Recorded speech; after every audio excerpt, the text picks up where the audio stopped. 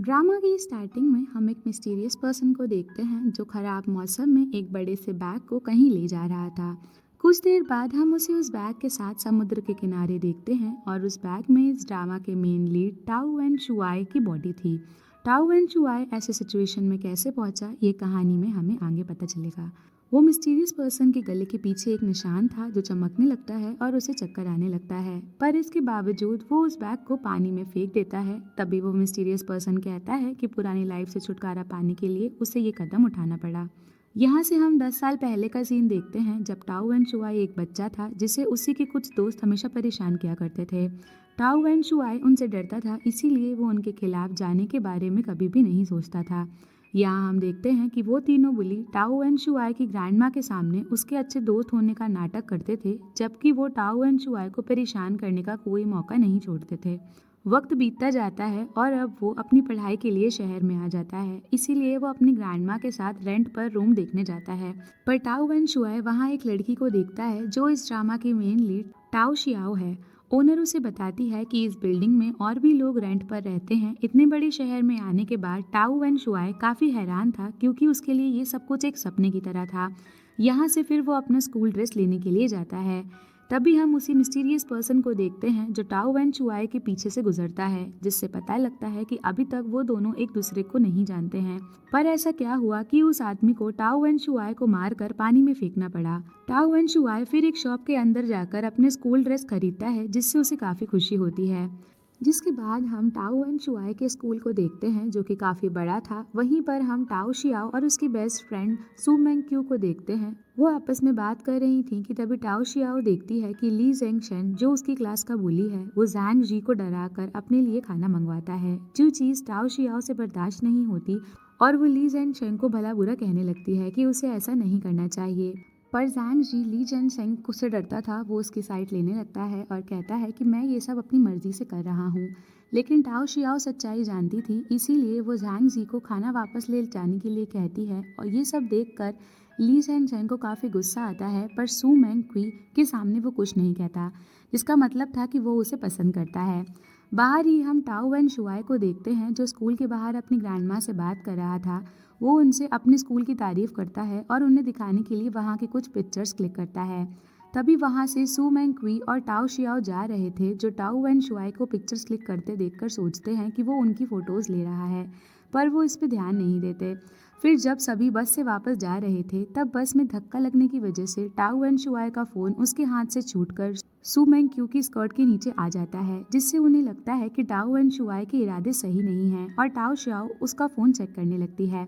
जो सब कुछ होता देख टाओ एंड शुआई काफ़ी घबरा जाता है और उन्हें सब एक्सप्लेन करने की कोशिश करता है, पर उसकी कोई भी नहीं सुनता। बल्कि ली जैन चेंग जो सू मैंग क्यू को पसंद करता है, उसके साथ गलत होता देख वो अपने गुस्से पर काबू नहीं कर पाता और टाओ एंड शुआई को मारने लगता है। जिनसे बचने के लिए टाओ एंड शुआई भागकर एक साइबर कैफे में छुप जाता है, जिसे ढूंढते हुए ली जैन चेंग अपने दोस्तों के साथ वहां पहुंचता है। पर तभी ली जैन चेंग के सामने वास्को आ जाता है।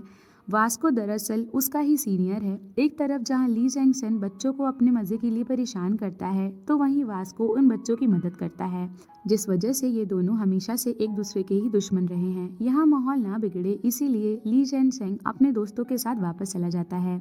दूसरी तरफ सू मैंग क्यू और टाओ शियाओ जब टाओ एंड शुआई का फ़ोन चेक करती हैं, तो उसमें उन्हें अपनी एक भी फ़ोटो नहीं मिलती है, जिससे वो समझ जाती हैं कि वो सच कह रहा था, बल्कि उन्होंने उस पर बेवजह शक किया। तभी टाओ एंड शुआई के फ़ोन पर एक लिंक आता है जो उसी ने भेजा था, जो उसके टाउन में उसे परेशान किया करता था। वहीं टाओ एंड शुआई जब कैफ़े से बाहर निकलता है, तभी वो देखता है कि उसकी वो वीडियोज़ वायरल हो चुकी हैं जब उसे टाउन में बुली किया जाता था। उस वीडियो को देखने वाले सभी उसके बारे में तरह तरह की बातें करने लगते हैं, जिससे वो काफ़ी ज़्यादा अपसेट हो जाता है। सीन टाओ शियाओ पर आता है, जिसने टाओ एंड शुआई के फ़ोन में ये वाली वीडियोस देख ली थी, जिससे उसे काफ़ी ज़्यादा गुस्सा आता है कि कोई किसी को इस हद तक कैसे परेशान कर सकता है। जिससे हमें टाओ शियाओ का कैरेक्टर समझ में आता है कि उसे लोगों को परेशान करने वालों से सख्त नफरत है। वहीं टाओ एंड शुआई इतना सब कुछ होने के बाद काफ़ी रो रहा था। वो ये सब बर्दाश्त नहीं कर पा रहा था जो उसके साथ हुआ। जिसके बाद हम देखते हैं कि रात को वो अपनी ग्रैंडमा को याद करता है और उसके बाद बिल्डिंग से जंप कर देता है। तभी वहाँ हम उस मिस्टीरियस पर्सन को देखते हैं जो टाओ एंड शुआई की बॉडी को देख रहा था। तभी वहाँ वास्को और उसके दोस्त आते हैं, जिन्हें टाओ एंड शुआई को ज़मीन पर देख कुछ भी समझ में नहीं आता है। पहले वो उसे उठाते हैं। टाओ वन शुआई को जैसे ही होश आता है तो वो उन्हें भूत समझकर काफी डर जाता है। उसे लग रहा था कि वो मर चुका है, पर वो बिल्कुल सही सलामत था, जो उसके लिए काफी अजीब बात थी। उसे कुछ भी समझ में नहीं आ रहा था, इसीलिए वो घबरा जाता है और वहां से भागकर अपने घर में आ जाता है। लेकिन वहां हम उस मिस्टीरियस पर्सन को देखते हैं जो कि बेहोश होकर बाहर वहीं गिर गया था। वहीं टाओ वन शुआई अब भी हैरान था कि इतने ऊपर से गिरने के बाद भी वो कैसे बच गया। खुद से बात करने का कोई फायदा नहीं था, इसीलिए वो सो जाता है।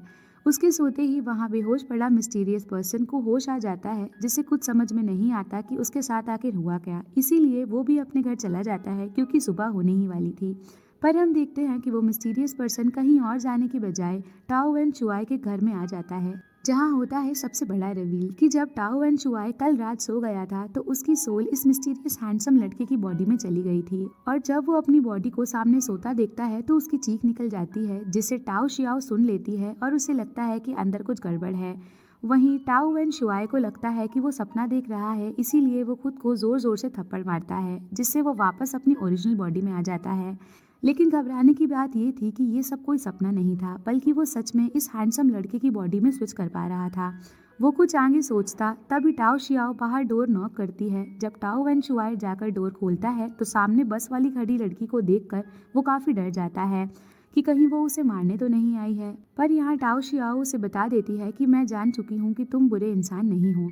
फिर वो उसे उसका फ़ोन वापस कर देती है और बताती है कि मैं तुम्हारे नीचे के फ्लोर पर ही रहती हूँ। टाओ वन शुआई को यकीन नहीं हो रहा था कि कोई लड़की उससे इतने अच्छे से बात कर सकती है। उसके जाने के बाद वो अंदर जाकर उस हैंडसम लड़के की बॉडी को ध्यान से देखने लगता है और कहता है कि ये तो मुझसे काफ़ी ज़्यादा हैंडसम है।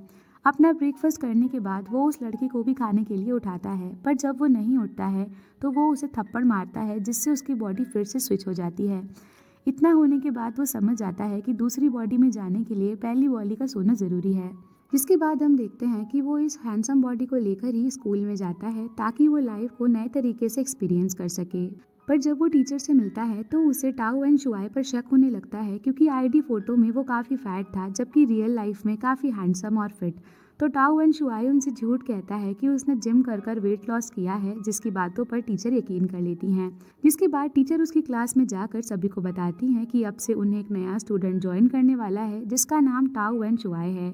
ये सुनकर टाओ शियाई खुश हो जाती है, क्योंकि उसका नेबर उसका क्लासमेट होगा। पर जब टाओ वन शुआई अंदर आता है तो वो कंफ्यूज हो जाती है, क्योंकि उसे लग रहा था कि यहाँ वो स्टूडेंट आएगा जो उसके ऊपर वाले फ्लोर पर रेंट पर रहने के लिए आया है। टाओ वन शुआई इतना हैंडसम था कि सभी लड़कियां उसे देखती रह जाती हैं। लेकिन टाओ शियाओ अब भी काफ़ी कंफ्यूज थी, क्योंकि उसे याद था कि टाओ वन शुआई ने उससे कहा था कि वो आज से स्कूल ज्वाइन करेगा, पर उसकी जगह ये कौन आ गया।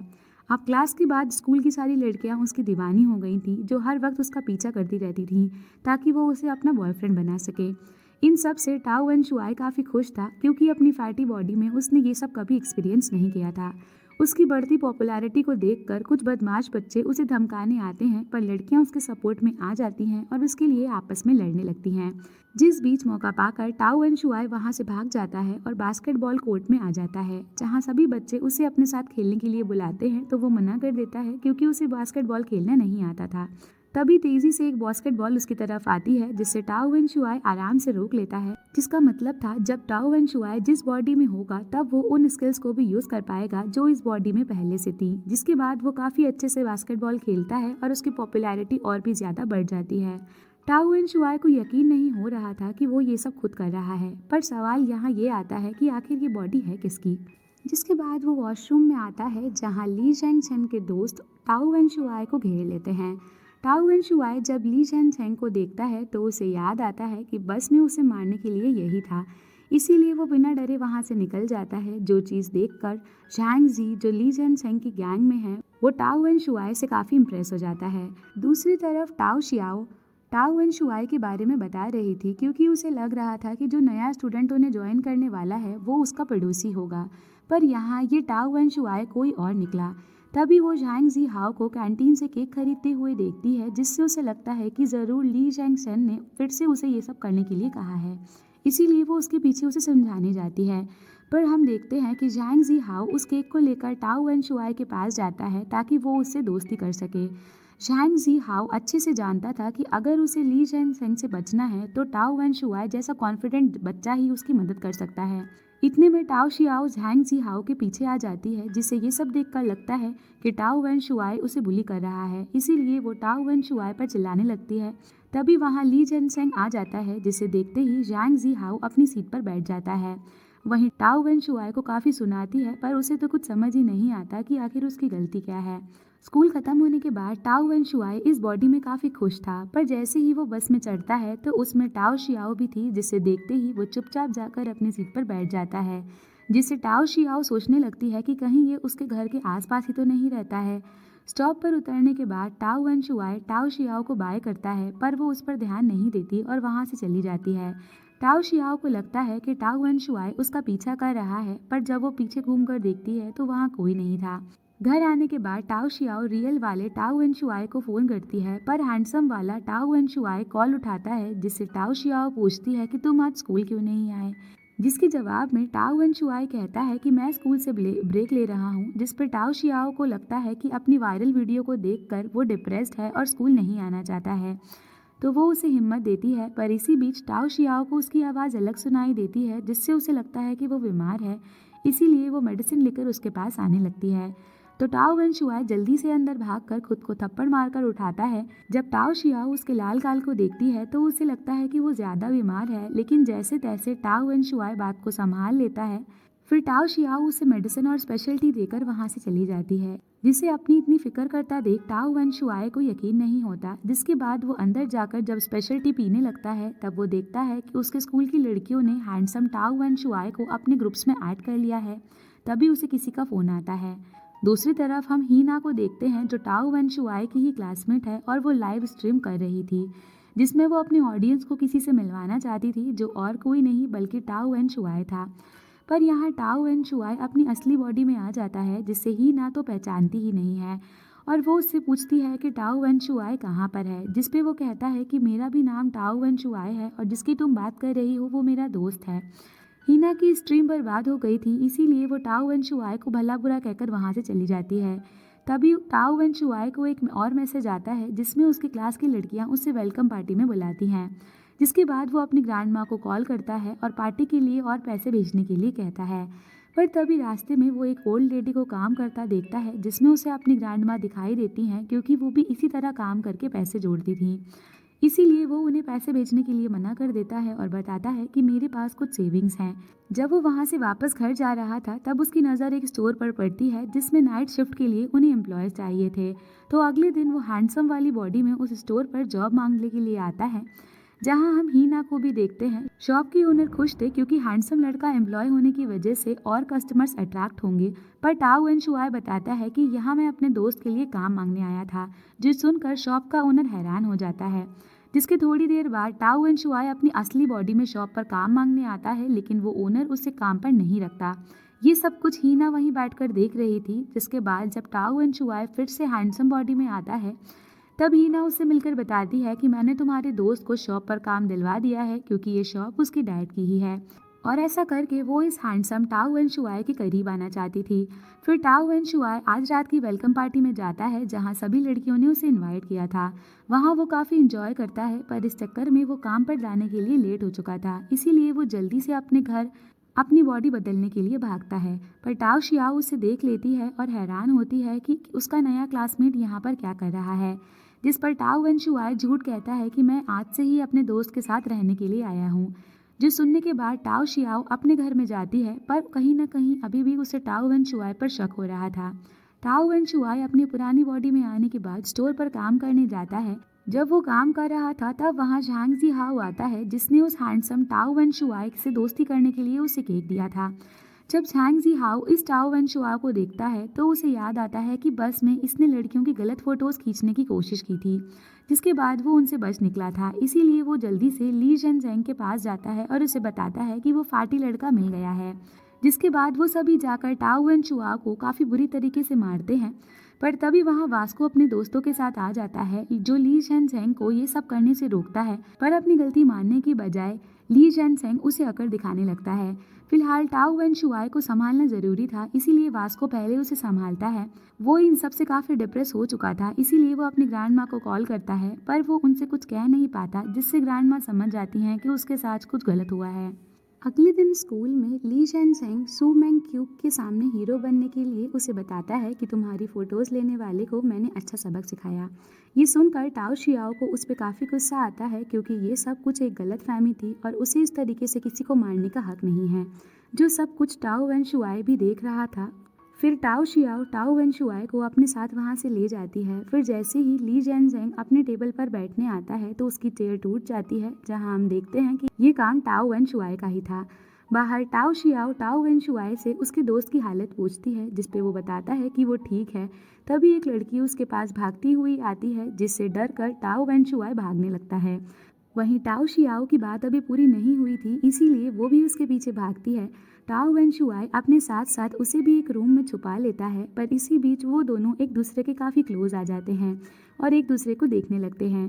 तभी टाओ शियाओ पीछे हट जाती है और उससे कहती है कि मुझे तुम जैसे लड़कों से सख्त नफरत है। इतना कहकर वो वहाँ से चली जाती है। सीन टाओ wen शुआई की ग्रैंड मदर पर आता है, जो उसकी फिक्र में स्कूल तक आ गई थी क्योंकि लास्ट टाइम पर टाओ wen शुआई ने उन्हें कॉल पर कुछ भी नहीं कहा था।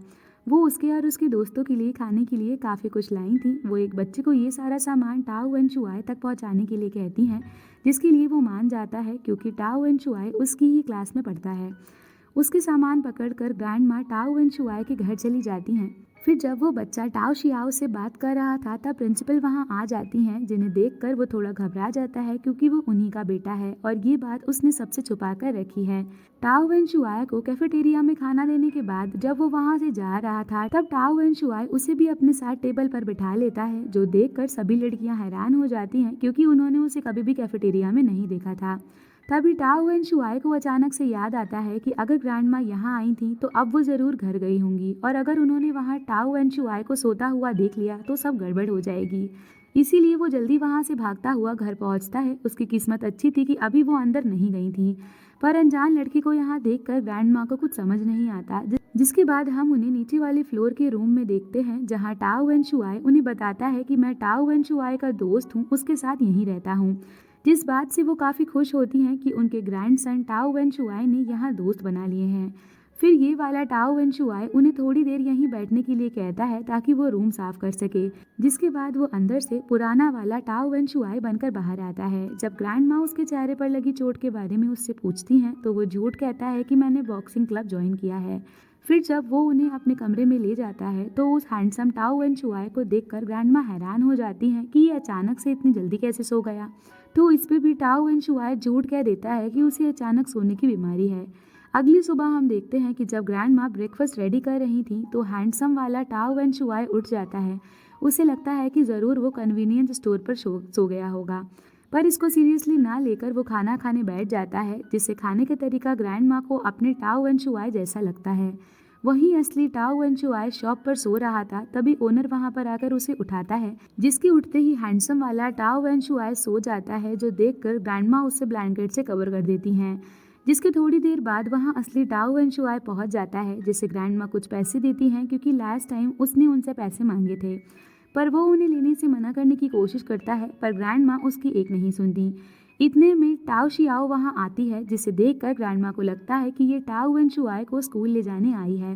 पीछे से वो उसे इस झूठ में अपना साथ देने के लिए कहता है। वहां से जाने के बाद बस स्टॉप पर tau Xiao tau wen Shuai से पूछती है कि तुम अपनी ग्रैंडमा को सच कब बताओगे कि तुम स्कूल नहीं जा रहे। तो टाओ wen शुआई कहता है कि सही टाइम आने पर, तब तक वो उसके इस झूठ में साथ मांगता है कि वो स्कूल जा रहा है, जिसके लिए टाओ शियाओ मान जाती है। तभी वो उससे पूछता है कि क्या तुम मेरे साथ नीचे बस इसीलिए हो क्योंकि मैं कमज़ोर हूँ। यहाँ से हम टाओ शियाओ का फ्लैशबैक देखते हैं। जब वो एक छोटी बच्ची थी तब उसका वेट ऑर्डिनरी बच्चों के मुकाबले ज़्यादा था, जिस वजह से सभी उसे चिढ़ाया करते थे। यही वजह थी कि टाओ शियाओ जब भी किसी के साथ बुरा होते देखती थी तो वो उनकी मदद करती थी। अगले सीन में हम टाओ शियाओ को क्लास में देखते हैं। वह टीचर नोटिस करती हैं कि टाओ wen शुआई आज स्कूल नहीं आया है। वो आता भी कैसे, क्योंकि असली वाला टाओ wen शुआई बाहर बैठकर अपनी ग्रैंडमा के वापस जाने का वेट कर रहा था। तभी उसे टाओ शियाओ का मैसेज आता है, जो उसे बताती है कि तुम्हारी ग्रैंडमा जा चुकी हैं, तो अब तुम घर जा सकते हो। ये देखकर टाओ wen शुआई फिर हैंडसम वाली बॉडी में स्कूल आ जाता है, मगर टाओ शियाओ उसे जरा भी भाव नहीं देती है। तभी टाओ wen शुआई झांग जी हाओ को देखता है, जिसे वो अपने साथ कैंटीन ले जाता है, जिसमें झांग जी हाओ हैरान था क्योंकि ली चेन शेंग हमेशा उसे खाना मंगवाया करता था, जबकि टाओ wen शुआई उसे अपने पैसों से खाना खरीद कर दे रहा है। ये सब वहीं बैठी टाओ शियाओ भी देख रही थी, जिससे उसकी गलतफहमी दूर हो जाती है कि टाओ वेंशुआई ज़ैंग ज़ीहाओ को परेशान कर रहा था। पर तभी उसकी नज़र टाओ वेंशुआई के हाथ पर पड़े वॉलेट पर जाती है, क्योंकि ये वही वॉलेट था जो उसने फैटी टाओ शियाओ के पास देखा था। वहीं टाओ वेंशुआई ने उसके सामने पैसे इसीलिए खर्च किए थे ताकि वो उसे ये दिखा सके कि वो उसके बारे में गलत सोचती है। उसका ये प्लान काम किया या नहीं, ये सोचकर वो काफी परेशान हो रहा था। पर तभी वहाँ वास्को अपने दोस्तों के साथ आकर उसे पकड़ लेता है। फिर वो उससे उसका वॉलेट लेकर कहता है कि अगर तुम्हें ये वापस चाहिए तो मुझे व्हाइट टाइगर जिम में आकर मिलना।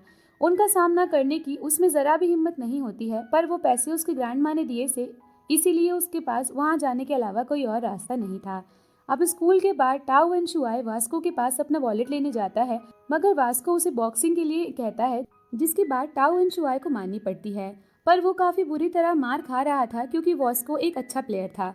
तभी टाओ वेंशुआई को याद आता है कि कैसे उसके टाउन में सभी उसे परेशान किया करते थे, जिस बात का सारा गुस्सा वो वास्को पर एक ही पंच में उतार देता है, जिसके बाद वो नीचे गिर जाता है और टाओ वेंशुआई अपना वॉलेट लेकर वहां से चला जाता है। पर उसे यकीन ही नहीं हो रहा था कि ये उसने कैसे किया। इसीलिए गेमिंग पार्लर में जाकर वो अपनी पावर टेस्ट करता है, जिसका स्कोर काफी हाई आता है।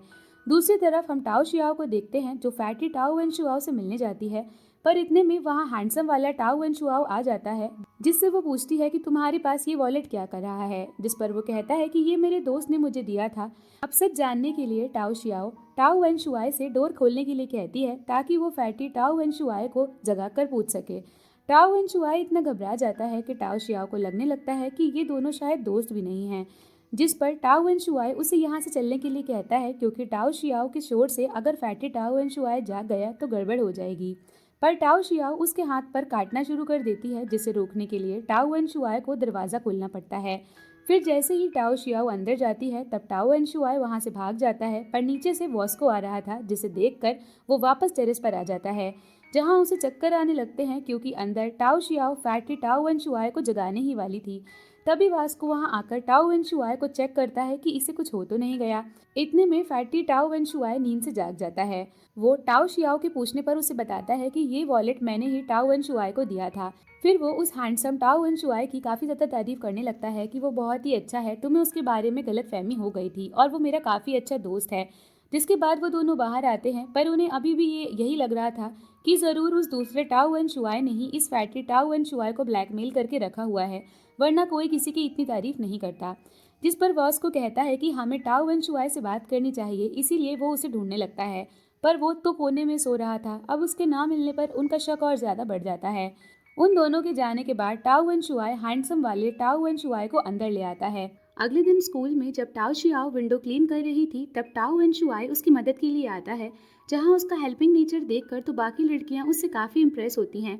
लेकिन टाओ शियाओ पर इसका कोई असर नहीं पड़ता है। तभी टाओ वेंशुआई को हीना का मैसेज आता है, जो शाम को उससे मिलना चाहती थी। इतने में वहाँ वास्को का दोस्त उसे ले जाने आता है, जिसे देखकर टाओ वेंशुआई घबरा जाता है और उसके साथ स्कूल के टेरेस पर आता है। फिर वास्को उसके सामने हाथ बढ़ाता है, जिसे देखकर उसे लगता है कि शायद वो उससे दोस्ती करना चाहता है।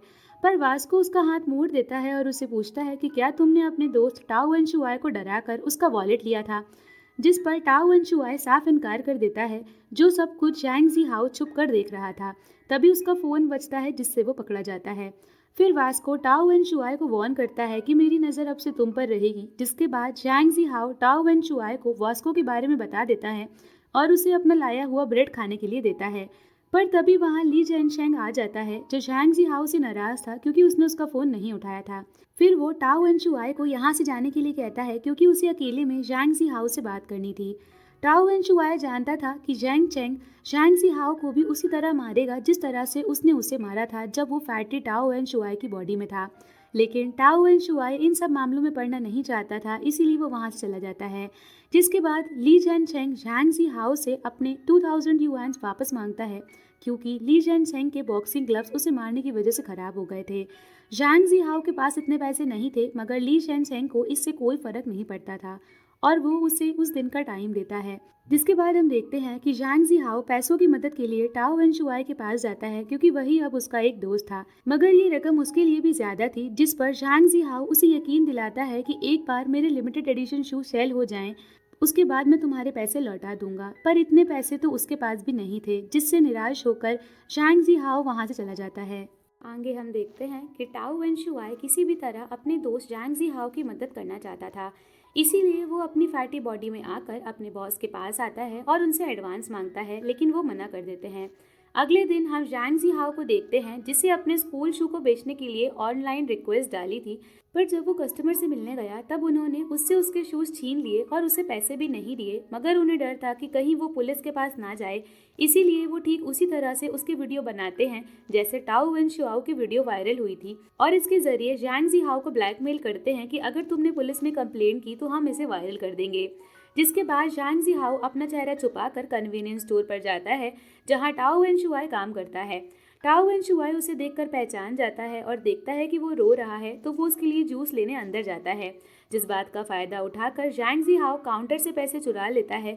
जो बात टाओ वेन शुआई को जैसे ही पता चलती है तो वो जैंग जी हाओ के पीछे भागता है। इसी बीच वो हीना से टकरा जाता है। टाओ वेन शुआई उसे पकड़कर शॉप के पैसे वापस मांगता है, पर जैंग जी हाओ उसे मारकर वहां से चला जाता है। जिसके बाद हम देखते हैं कि टाओ वेन शुआई के बॉस काफी गुस्सा करते हैं, क्योंकि उन्हें लग रहा था कि उन्होंने उसे एडवांस नहीं दिया, इसीलिए उसने अपने दोस्त के साथ मिलकर पैसे चुराए। जिसे सबक सिखाने के लिए वो पुलिस को बुलाने लगते हैं, जिस पर टाओ वेन शुआई उन्हें रोकता है कि आप चाहे मेरी पूरी सैलरी रख लो, क्योंकि वो जैंग जी हाओ की लाइफ बर्बाद करना नहीं चाहता था। जिसकी बात ओनर मान जाते हैं, पर वो उसे काम से निकाल देते हैं और उसे अब तक के किए काम के पैसे भी नहीं देते। अगले दिन हम देखते हैं कि जैंग जी हाओ वो पैसे जाकर ली शन चेंग को दे देता है।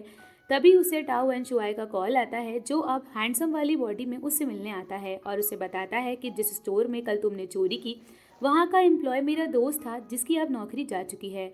ये सुनकर जैंग जी हाओ को काफ़ी बुरा लगता है और वो उसे बताता है कि जो शूज़ मैं बेचने गया था उसे उन लोगों ने मुझसे छीन लिया और अब मुझे ब्लैकमेल करने के लिए उन्होंने मुझे एक वीडियो भी बनाई है। टाओ वेन शुआई भी ये सब फेस कर चुका था, इसीलिए वो उससे कहता है कि हमें उन्हें ढूंढ कर उन वीडियोस को डिलीट करवाना होगा।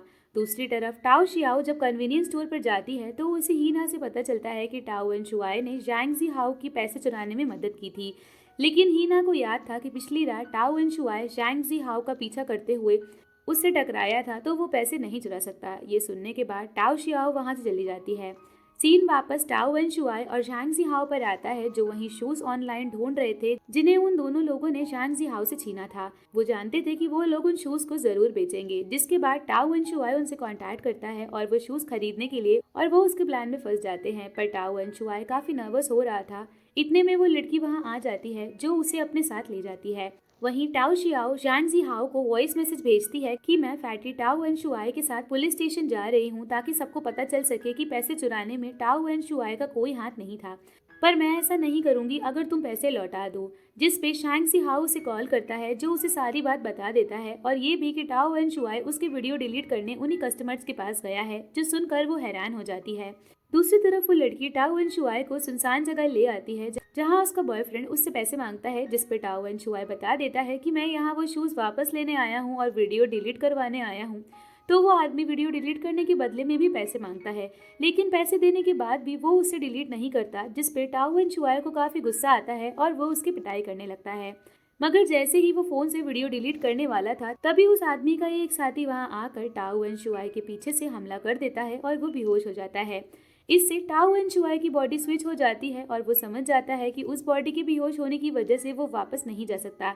इसीलिए वो खुद ही अपनी मदद के लिए भागते हुए उस जगह के लिए निकल पड़ता है। वहीं वो चोर टाओ वेन शुआई को चेक कर रहे थे, तभी उसके फोन पर टाओ शियाओ का कॉल आता है, जिसे वो कट कर देते हैं। जिससे टाओ शियाओ और जैंग जी हाओ काफी घबरा जाते हैं। इतने में वास्को अपने दोस्तों के साथ वहां आ जाता है, जिसे मदद के लिए टाओ शियाओ ने ही बुलाया था। जब जैंग जी हाओ सबको लेकर उस जगह पर पहुंचता है तो वहां पर कोई भी नहीं था। ऊपर से जमीन पर इतना सारा ब्लड देखकर उन सब की फिक्र काफी बढ़ जाती है।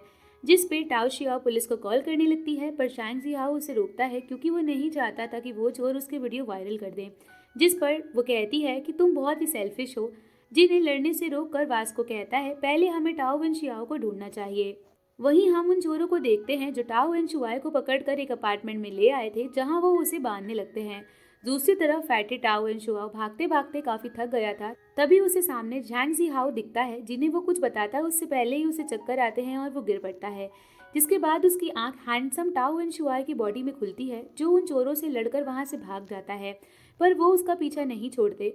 वहीं सड़क पर किसी को सोता देख काफी भीड़ जमा हो जाती है। जब झांग जी हाओ वहां आता है तो टाओ एन शुआई को देखकर उसे उठाने लगता है, जिसके ऐसा करने पर वो टाओ एन शुआई जो अपनी जान बचाकर भाग रहा था वो वापस अपनी बॉडी में आ जाता है। लेकिन बेहोश होने से पहले उसने अपार्टमेंट का बोर्ड देख लिया था, इसीलिए वो उन्हें और वास्को को जल्दी लोकेशन पर पहुंचने के लिए कहता है। पर इन सभी के बीच झांग जी हाओ को समझ आ जाता है कि पुलिस को ना बुलाकर वो काफी बड़ी मुश्किल खड़ी कर रहा है, जिसके बाद वो उन्हें फोन करके सारा मैटर समझा देता है। दूसरी तरफ फैटेटाओ एंड शुआई को भी रास्ता नहीं मिल रहा था कि वो कैसे सोए, इसीलिए वो एक पोल पर अपना सर मारकर बेहोश हो जाता है, जिससे उसकी बॉडी स्विच हो जाती है और वो उन चोरों को मारकर फिर से भागने लगता है। इतने में बेसमेंट में टाओ शियाओ और वास्को भी आ जाते हैं, जो टाओ वेन शुआई को देखते हैं। तभी पीछे से वो चोर आ जाता है, जिनसे वास्को और टाओ वेन शुआई मिलकर लड़ते हैं, जिसके बाद टाओ वेन शुआई उस चोर का फोन लेकर झांग जी हाओ की और उसके साथ साथ इसने जिनकी भी वीडियोस रखी थी वो सभी को डिलीट कर देता है। पर दूसरा चोर किसी को फोन करके बहुत ज्यादा हंसने लगता है। इससे पहले कि वो कुछ समझ पाते तभी उस चोर की गर्लफ्रेंड अपने साथ कुछ और लोगों को लेकर वहां आ जाती है और वो लोग सभी को घेर लेते हैं। और इसी के साथ ये एपिसोड यहीं खत्म हो जाता है। तो दोस्तों, आपको ये वीडियो कैसी लगी हमें कमेंट करके ज़रूर बताएं। वीडियो पसंद आई हो तो इसे लाइक करें, शेयर करें और चैनल को सब्सक्राइब करना ना भूलें। मिलते हैं अगले एपिसोड में।